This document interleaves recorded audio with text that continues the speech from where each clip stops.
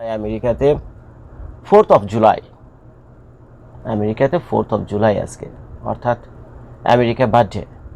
আজকে আমেরিকার বার্থডে। 1776-এ ব্রিটিশদের হাত থেকে আমেরিকানরা স্বাধীন হয়। আজকে ব্রিটিশদের হাত থেকে স্বাধীন হয়, আর আমরা পাকিস্তানের হাত থেকে স্বাধীন হয়েছিলাম 1971 সালে।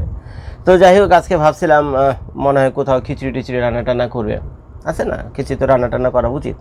এতবার একটা অনুষ্ঠান নিতেছে, সরকারি দল বিরোধী দল তো ভাই আমেরিকাতেও আছে। বাংলাদেশে তো দেখছি, বাংলাদেশে থাকতে 16ই ডিসেম্বরে তো বিভিন্ন জায়গায় কাঙ্গালি ভোজ, খিচুড়ি, তারপরে বিভিন্ন অনুষ্ঠান এগুলো হইতো। কিন্তু ভাই কপাল খারাপ, এখানে কোনো খিচুড়ি নাই, কাঙ্গালি ভোজও নাই, তেমন কোনো অনুষ্ঠানও নাই। শুধুমাত্র একটা অনুষ্ঠানই আছে, ওই সন্ধ্যাবেলা একটু আতশবাজি, মানে ওই যে ফায়ার ওয়ার্কস যেটাকে আপনারা বলেন, এই ধরনের কিছু একটা হবে, এছাড়া তেমন কিছুই নেই। তো আমি ভাবছিলাম আজকে বেরোয় রাস্তাঘাট দেখাবো আমেরিকাতে 4th অফ জুলাই, 16ই ডিসেম্বর বাংলাদেশে কীভাবে পালন হয়, আর আমেরিকার 4th অফ জুলাই কীভাবে পালন হয়, দেখি কন্ট্রাস্ট করে একটা ভিডিও দেখানো যায় কিনা। সেই ভিডিও করতে এসে আরেকটা খবর আমার নজরে পড়লো, সেটা হলো দেখেন, এটা হলো কালবেলা নিউজ। এখন কালবেলা নিউজ আলারা আবার এটা কপি করছে আল জাজিরা নিউজ থেকে। কালবেলা আলারা এটা কপি করছে আবার আল জাজিরা নিউজের কাছ থেকে। এখন কালবেলা বলেন, এই বেলা বলেন, সেই বেলা বলেন, বাংলাদেশের নিউজ আলারা তো এরা তো আজকাল আসলে রমরমা নিউজ নিয়ে ব্যস্ত, বুঝছেন? এরা নিজেরা পয়সা খরচ করে অনুসন্ধানী দুঃসাহসিক কোনো রিপোর্ট করবে, এই ধরনের নিউজ আজকাল বাংলাদেশের পত্রপত্রিকায় দেখা যায় না, রেয়ারলি দেখা যায়, বুঝছেন? তো কাজে এইগুলি শেষ, বুঝছেন? এগুলো কী হয়েছে আমি জানি না, বাংলাদেশটা কেন এরকম উল্টাপাল্টা হয়ে গেলো, এগুলো তো দেখিনি ভাই 15-20 বছর 30 বছর আগে, 1990 সাল, 1995 সাল, 2000 সালের দিকে, ইভেন 2005-10 সাল পর্যন্ত আমরা এগুলো দেখিনি। কিন্তু পত্রপত্রিকার একটা দুঃসাহসিক আমরা ভাব দেখতাম ওদের রিপোর্টিংয়ে দেখে, মানে আমরা টিভির সামনে বসে থাকতাম তাদের রিপোর্ট দেখার জন্য। কিন্তু আজকাল দেখেন বাংলাদেশের পত্রপত্রিকাওয়ালারা সেই আল জাজিরা কাতার থেকে কি নিউজ করে বাংলাদেশের উপর, সেই নিউজ কপি করে তাদের পত্রিকাতে। তো তারপরেও ভালো ভাই, এত খবর টবরের ভিতরে আপনারা দিচ্ছেন, নিউজটা আমি আপনাদেরকে একটু পড়ি, শুনে আপনাদের বুকটা ফেটে যাবে ভাই, বুকটা ফেটে যাবে। সেটা হলো বাংলাদেশ অত্যন্ত দরিদ্র একটা দেশ। বাংলাদেশের দারিদ্রতা যে কোন পর্যায়ে পৌঁছে গেছে ভাই আপনাদের কোনো ধারণা নাই। খালি চাপাবাজি কইরা, বুঝছেন, খালি চাপাবাজি কইরা, আর ওই যে পত্রপত্রিকায় লেখা আর কাগজপত্র উল্টাপাল্টা করে ভুয়া বক্ষ নিউজ টিউজ দিয়ে বাংলাদেশকে ভুলে ফেপে মধ্য আয়ের দেশ আপনারা যতই বানানোর চেষ্টা করেন না কেন, বাংলাদেশ সত্যি ভাই একটা কাঙ্গাল দেশ। আর যদি কাঙ্গাল দেশ না হয় ভাই, কোন দেশের মেয়েরা নিজেদের জীবন এবং জীবন বিসর্জন দিতে মধ্যপ্রাচ্যের মতো দেশগুলোতে যায় বলেন? কত কষ্টে পড়লে সে জানতেছে মধ্যপ্রাচ্যে আমি একটা মেয়ে, আমি মিডল ইস্টের এই দেশে যে যাচ্ছি, আমার সাথে কি করবে, আমার সাথে বাপে করবে, বাপের ছেলে করবে, আশেপাশের লোকজন বন্ধু বান্ধবরা আইসা করবে, দিনের পর দিন এগুলো করবে। এগুলো সবাই জানে, কি আর করবো, এগুলো নিয়ে কেউ মুখ খোলে না, বুঝছেন? এগুলো নিয়ে কেউ মুখ খোলে না। বাংলাদেশের হুজুররা কিছু বলে টলে না। আমি বুঝলাম না কাহিনী কি ভাই, এই 2025 সালে সেগুলো করতেছে। তো এখন যদি এত বড় ভুকানাঙ্গা কাঙ্গাল দেশ নাই হইতো, তাহলে তো একটা মেয়ে তার জীবনটা এভাবে তিলে তিলে বিসর্জন দিতে পারে না তার ফ্যামিলির আরও 2-4টা মুখকে বাঁচানোর জন্য, তাদের মুখে 2টা আহার দেওয়ার জন্য। তো এই তো গেল ভাই মিডল ইস্টের কাহিনী, এগুলো আমরা জানি। এইবার আসে না একটা কাহিনী, মানুষ কষ্টে পড়ে তার কিডনি বিক্রি করে দিতেছে।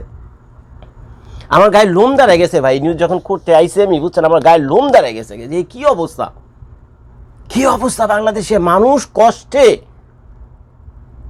দারিদ্রতার এমন পর্যায়ে পৌঁছে গেছে, 2টা ডাল ভাত জোগাড় করার জন্য তাকে কিডনি পর্যন্ত বিক্রি করতে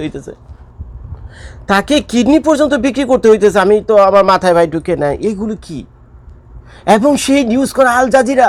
আরে ভাই, বাংলাদেশের নিউজ আলারা যারা আছেন তারা কি করতেছেন? বাংলাদেশের কিডনি ভারতে পাচার হয়ে যেতেছে, এটা তো নতুন কোনো কাহিনী না। আল জাজিরা চোখে আঙ্গুল দিয়ে তাদের অনুসন্ধানী রিপোর্টে তো সেটা দেখা দিল আপনাদের। বাংলাদেশে সালে 20টা 50টা 100-র উপরে বলে খালি নিউজই হইব, অনলাইন পোর্টাল থেকে নিয়ে শুরু করে এই ইলেকট্রনিক্স মিডিয়া 100-200 আরও বেশি হবে মনে হয়। ঢুকে যায় না ইউটিউব ফেসবুকে, ঢুকে যায় না এত নিউজের, সব খালি মুখরোচক রমরমা নিউজ, বুঝছেন? যত আলতু ফালতু নিউজ দেয় যেগুলো পাবলিকে খায়। আরে ভাই, পাবলিকের স্বার্থে লাগে, দেশের স্বার্থে কাজে আসে, মানুষের বিবেক খুলে, মানুষের বিবেককে নক করে, এমন কোনো নিউজ বাংলাদেশের পত্রপত্রিকা নেই। আল জাজিরা নিউজ করে দেখা যাচ্ছে, দেখ বেটা তোদের বাংলাদেশের কিডনি চলে যেতেছে ভারতে, বাংলাদেশের কিডনি চলে যেতেছে ভারতে। আমি নিউজটা পড়ে আমি আপনাকে শোনাই। এটা তো আজকে তো 4th অফ জুলাই না, ওই যে এখানে লেখা আছে দেখেন আপনারা, ওই যে লেখা আছে আল জাজিরার প্রতিবেদন, ওই যে বড় করে লিখে দিয়েছে পাশে আল জাজিরার প্রতিবেদন।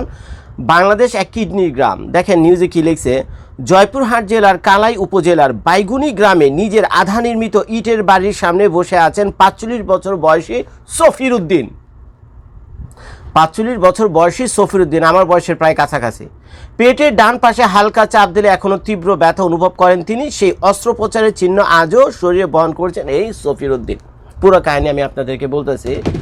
তো তাকে কয়েক মাস আগে পাসপোর্ট, তারপরে ভারতের আধার কার্ড, বাংলাদেশের জন্য এনআইডি কার্ড বলে না, ভারতে বলে আধার কার্ড, তো ভারতের আধার কার্ড, তারপরে ভারতের পাসপোর্ট, তারপরে এই সেই ইত্যাদি ইত্যাদি যত রকম কাগজপত্র আছে বুঝছেন, যত রকম ভুয়া বক্কর কাগজপত্র আছে এগুলি তৈরি করে বাংলাদেশে একটা গ্রুপ আছে বুঝছেন, বাংলাদেশে একটা মাফিয়া চক্র আছে বুঝছেন। তো এরা কি করছে, এই কার্টেলরা এই লোকগুলোর বিভিন্ন জায়গা থেকে জোগাড় করে। আমি তো শফির উদ্দিনের কাহিনীর ঘটনাটা একটা মাত্র পত্রপত্রিকা আসছে, এরকম খুঁজলে মনে আরও শত শত হাজার পাওয়া যাবে, শত আরও হাজার পাওয়া যাবে।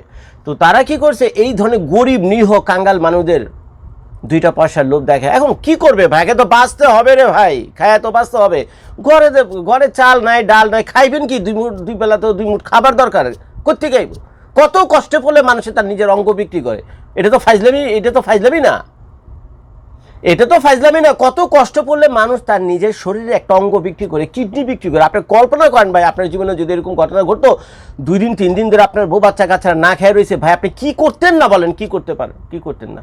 কপাল তো ভালো, এই বেটা কারো মাথা ফাটা পয়সা করি ডাকাতি করে নিয়ে আসেনি, চুরি করে নিয়ে আসেনি, বা মারধর করে ছিনতাই করে নিয়ে আসেনি, সে তার নিজের কিডনি বিক্রি করে দিচ্ছে। মানুষ কত সৎ বাংলাদেশের মানুষ, এখনো বাংলাদেশের নিরীহ গ্রাম বাংলাদেশের মানুষ কত সহজ আর সরল। চিন্তা করে, নিজের কিডনি বিক্রি করে দেবো, তারপরে চিন্তায় চুরি ডাকাতি বদমাইশি করবো না, করেনি সে। তো তারে ভারতে নিয়ে গেছে। এখন ভারতে কার কাছে সে কিডনি বিক্রি করছে এটা তো বুঝছেন, এটা একটা ব্ল্যাক মার্কেট। আর কার কাছে বিক্রি করছে, কেমনি বিক্রি করছে, এই ব্যাটা তার জানে না। এই ব্যাটাকে 3.5 লাখ টাকা দিছে যেদিন কিডনি ট্রান্সফার হয়েছে। কিডনি ট্রান্সফারের 2-1 দিন পরেই তাকে অল্প কিছু মেডিসিন বাংলাদেশে পাঠিয়ে দিছে। ভাই এই কিডনি ট্রান্সফারের পর তো তার অন্তত আরও কয়েক মাস অবজারভেশনে রাখার কথা ছিল। তার কত রকম সাইড ইফেক্ট হতে পারতো, মারাও যেতে পারতো, এরকম বউ মারাও গেছে আমার ধারণা। এটা তো ফাইজলামি না রে ভাই। তো এই লোকরে তখন কিডনি ট্রান্সফার করে যারা দেওয়া দিয়ে দিছে, অপারেশন করে বাংলাদেশে পাঠিয়ে দিছে। এখন বাংলাদেশে বসে এই লোক তো কাঁদতেছে, মাত্র 3.5 লাখ টাকা দিচ্ছে। একটা জীবনের মূল্য মাত্র 3.5 লাখ টাকা, শরীরের এত বড় একটা ইম্পর্টেন্ট জিনিস। আরে ভাই এই কিডনি যদি আজকে ভারতে না দিয়ে, কিডনি যদি আজকে আমেরিকা দিত, আর আমেরিকার আইন যদি এটাকে সাপোর্ট করতো, আর আমেরিকার মানুষ যদি এইসব ব্ল্যাক মার্কেটে একটু ফাঁক ফোকর গলায় টলে কোনো মতো ব্যবস্থা করতো, এক একটা কিডনির দাম অন্তত $10 লাখ দিয়ে নিত। $10 লাখ কথা 10 কোটি টাকা হয়। $10 লাখ 10 কোটি টাকা হয়। 3.5 লাখ টাকার কিডনি সে 10 কোটি টাকা বিক্রি করতে পারতো। কিন্তু আমেরিকার আইনে এটা সম্পূর্ণ নিষিদ্ধ। শুধুমাত্র নিকট আত্মীয় স্বজন ছাড়া আপনারা আমেরিকার আইনে কারো কাছে আপনি কিডনি এগুলো বিক্রি করতে পারবেন। ইভেন ভারতে একই আইন আছে। এখন মজার ব্যাপার হলো, ভারতের লোকেরা তো আর বাংলাদেশে এসে কিডনি বিক্রি করে দিচ্ছে না। আমরা তো শুনিনি পত্রপত্রিকা, ভারতের পত্রপত্রিকা দেখিনি, আল জাজিরা দেখিনি, কিন্তু বাংলাদেশের মানুষ ভারতে গিয়ে কিডনি বিক্রি করতে, কত লজ্জার একটা কথা। বাংলাদেশের মেয়েরা মিডল ইস্টে গিয়ে তারা এইসব কি আর খারাপ ভাষায় বলবো আমার জানা নাই। বাংলাদেশের মেয়েরা জেনে শুনে তারপরেও এই পেটের দায়ে মিডল ইস্টার দেশে গিয়ে তাদের শরীর বিক্রি করে তারপরে পয়সা রোজগার করে বাংলাদেশে পাঠাইতো। আমরা সবাই জানি এটা, বাংলাদেশ সরকারও জানে। আমার মাথায় ঢুকে না বাংলাদেশ সরকার মুখ দেখায় কেমন মিডল ইস্টের বিভিন্ন দেশে যখন যায়। জাস্ট এ মিনিট বাড়ি। বাংলাদেশের সরকার মিডল ইস্টের কাতার, সৌদি আরব, দুবাইতে যখন যায় মুখ দেখায় কেমনে, সেই দেশের মানুষরা, সেই দেশের মেয়েরা ওই দেশে গিয়ে শরীর বিক্রি করে টাকা রোজগার করে, পাশের বাড়িতে চাকরানির কাজ করে, বাংলাদেশে তাদের ছেলে মেয়ে পালে। কেমনে মুখ দেখায় বাংলাদেশের সরকার। আর এখন তো কিডনি বিক্রি করে দিতেছে ভারতে। আর এই নিউজ আমাদের জানতে হয় আল জাজিরা থেকে। বাংলাদেশের নিউজ আলারা কি করে, এরকম তো অসংখ্য ঘটনা আছে, কত ক্রাইমের ছড়ানো বাংলাদেশে একেবারে ভরা। এরা তো এগুলো নিয়ে নিউজ টিউজ করতে পারে,